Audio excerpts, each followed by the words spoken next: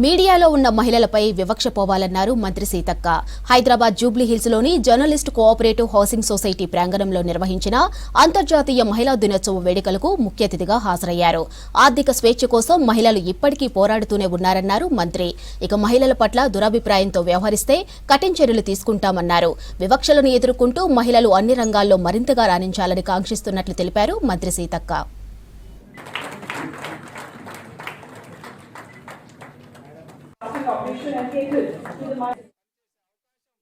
ముఖ్యంగా మైనింగ్లో చాలా తక్కువ ఉమెన్ ఉంటారు. Percentage of women across India overall గ్లోబల్లో కూడా చూసినప్పుడు ఓన్లీ 8 to 10% ఉంది, ఎక్కువ అటువైపు లేదు.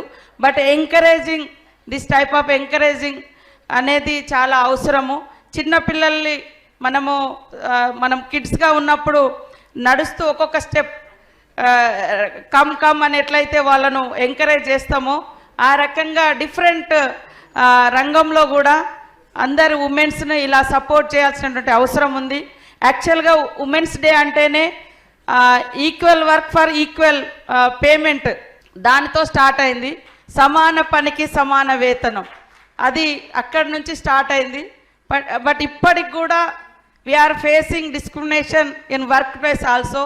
సో అలాంటి డిస్క్రిమినేషన్ అనేది మనకు ఉండకుండా ఆకాశమే హద్దుగా అవకాశాలు ఛాన్సెస్ చాలా ప్రభుత్వాలు కానీ ఇంట్లో ఉండే పేరెంట్స్ కానీ ఎక్కువ ఇస్తే తప్పకుండా మరి ఆకాశమే హద్దుగా అక్కడ ఆకాశంలో ఫ్లైట్స్ నడుపుతున్నారు. ఇక్కడ అండర్ గ్రౌండ్లో మైనింగ్స్లో కూడా అద్భుతంగా ఉమెన్ మీరందరూ కూడా రాణించగలుగుతున్నారు. తప్పకుండా ఇంకా సక్సెస్ కావాలని ఈ యొక్క ఇంటర్నేషనల్ ఉమెన్స్ డే సందర్భంగా ప్రతి ఒక్కరం ప్రతిజ్ఞ చేద్దాం. మగవాళ్ళందరూ కూడా తప్పకుండా ఉమెన్ ఎంకరేజ్ చేయాలి, ఎంపవర్ చేయాలి, సపోర్ట్గా ఉండాలి.